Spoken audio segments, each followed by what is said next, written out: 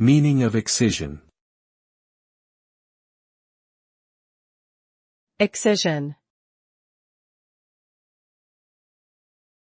Excision. Excision. Excision. The term excision refers to the surgical removal of a part or the entirety of an organ, tissue, or body structure. The procedure is usually performed to remove abnormal or harmful growths such as tumors, or to address injuries or infections that cannot be treated through other means. Excision can be performed on various parts of the body and is typically done under anesthesia.